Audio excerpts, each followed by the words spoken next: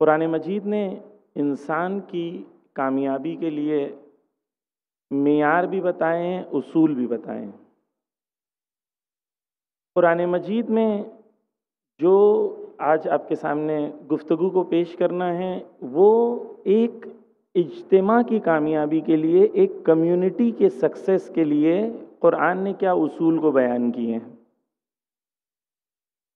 Success یا کامیابی انسان کبھی تصور کرتا ہے تو کبھی ایک فردی کامیابی ہے، انسان ایک سوسائٹی میں رہ کے خود کامیاب ہو جاتا ہے، انسان کی کامیابی یہ الگ عنوان ہے۔ اور ایک کامیابی ہے کہ جب ہم کہتے ہیں کہ ایک سوسائٹی کامیاب ہے، ایک امت کامیاب ہے، ایک کمیونٹی کامیاب ہے، یہ ایک الگ عنوان ہے۔ علامہ طباطبائی اس آیت کی تفسیر میں ڈسکس کرتے ہیں، کہتے ہیں کہ جیسے ہماری حیات ہوتی ہے، جیسے ہم زندہ ہیں، اسی طریقے سے کمیونٹی کی بھی حیات ہوتی ہے۔ جیسے ہم جوان ہوتے ہیں اسی طریقے سے کمیونٹی بھی جوان ہوتی ہے، جیسے ہم مریض ہوتے ہیں اسی طریقے سے کمیونٹی بھی مریض ہوتی ہے، جیسے انسان کو موت آتی ہے اسی طریقے سے امت یا کمیونٹی کو بھی موت آ سکتی ہے۔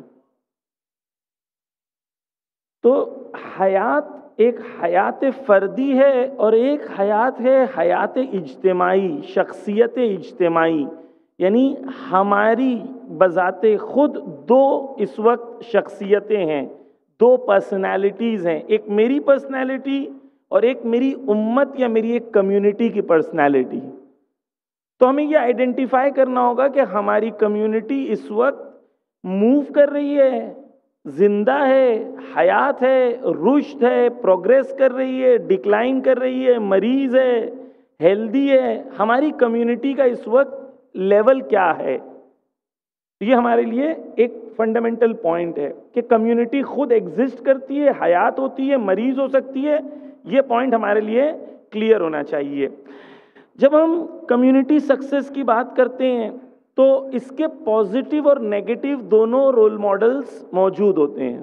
مثال کے طور پر آپ دوستوں سے جب بات کرتے ہیں تو جنرلی لوگ کہتے ہیں کہ ہمیں یہودیوں کی طرح ہونا چاہیے،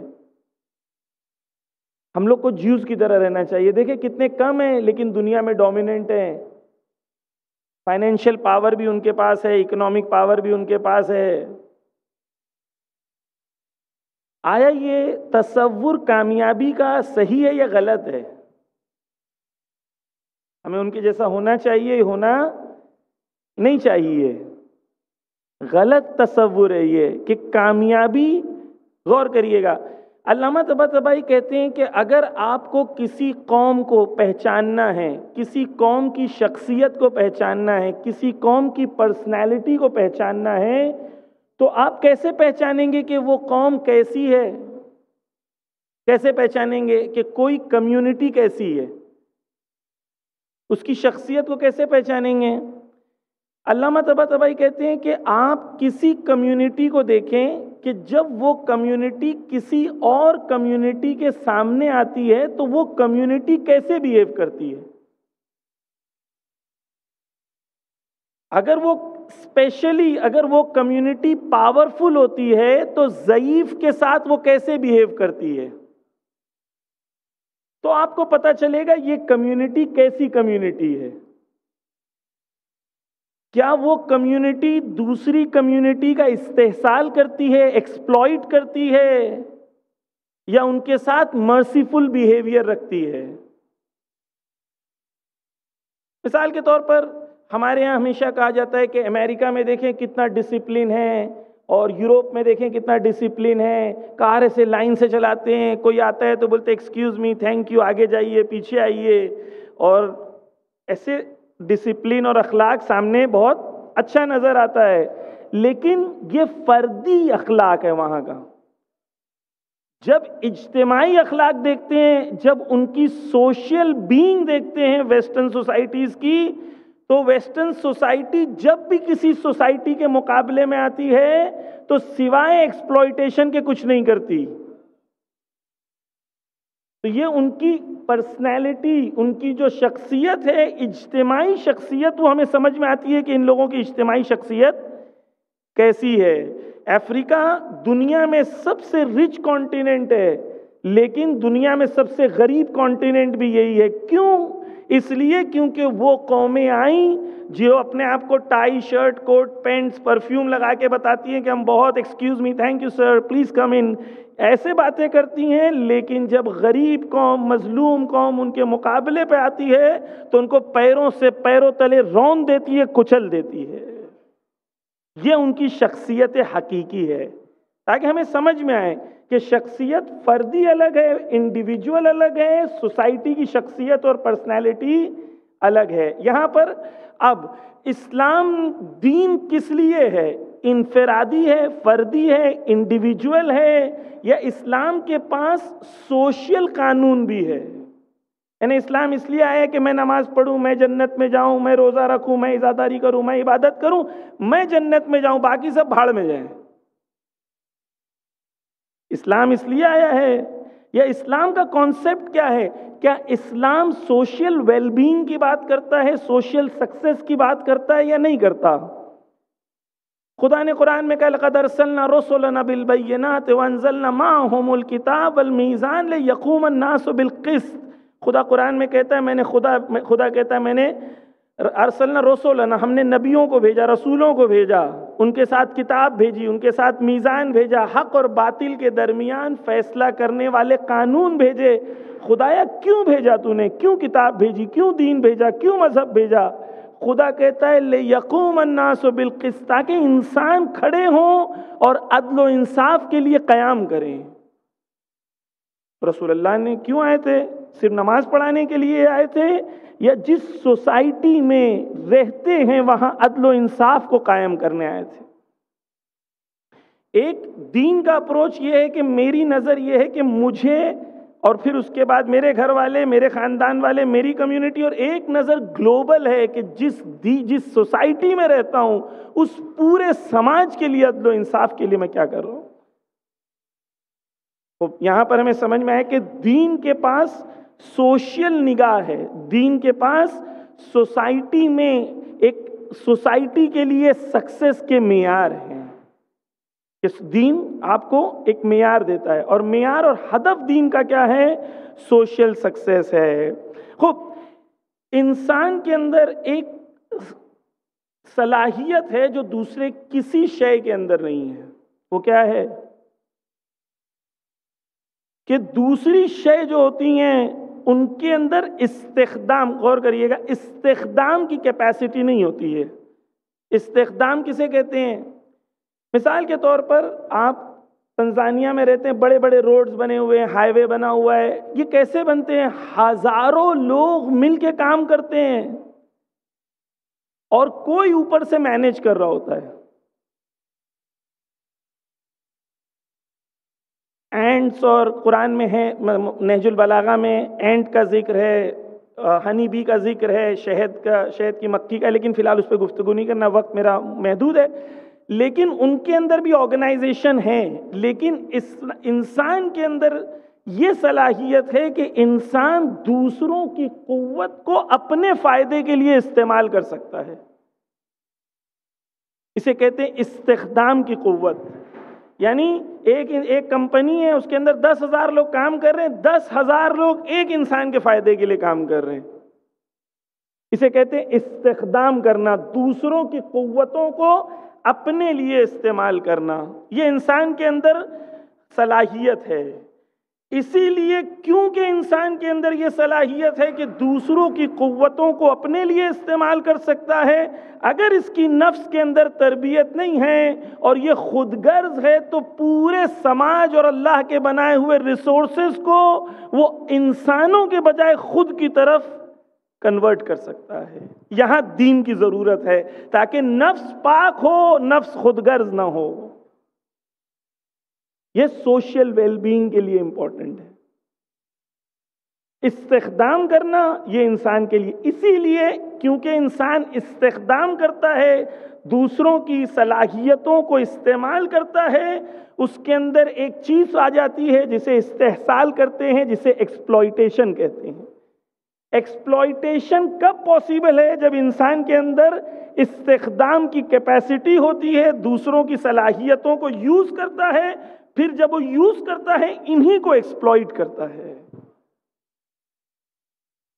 پوری افریقن کنٹریز میں جا کے دیکھیں، جن کا سب کچھ ہے وہ سب سے زیادہ فقیر ہیں۔ ایکسپلائٹ یعنی ان کی ہی چیزوں کو استعمال کر کے انہی کو غریب اور فقیر رکھنا۔ یہ انسان کے اندر قوت و صلاحیت ہے۔ جو نیچرل ریسورسز خدا نے زمین میں دیے تھے، وہ عدل ابھی فی الحال گفتگو نہیں ہے، مولا حسین علیہ السلام نے ایکسپلین کیا اس کو کیسے کرنا چاہیے۔ خیر، یہاں تک آپ کے سامنے میں نے دو چیزیں بیان کی ہیں۔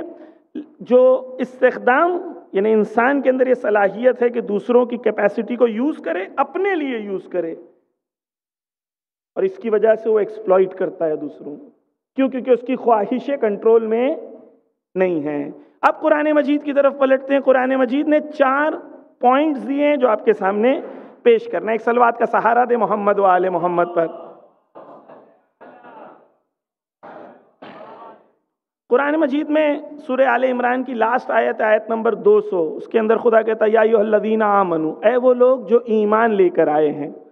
ایمان کا مطلب ہماری لاسٹ گفتگو سنڈے کو ہم نے بیان کیا تھا، ایمان کا مطلب ہوتا ہے کانٹریکٹ اللہ سبحانہ و تعالیٰ کے ساتھ۔ ایمان کا مطلب زبان سے ایمان نہیں ہے، میں نے کانٹریکٹ کیا ہوں، I will follow the laws of Allah, this is iman. یا ایھا الذین آمنو، اے وہ لوگ جو ایمان لے کر آئے ہیں، کیا کرو؟ پہلا خدا کہتا ہے اصبروا وصابروا ورابطوا۔ 3 چیزیں ہیں، ایک ایک کر کے جلدی سے آپ کے سامنے پیش کروں گا بہت خلاصے میں۔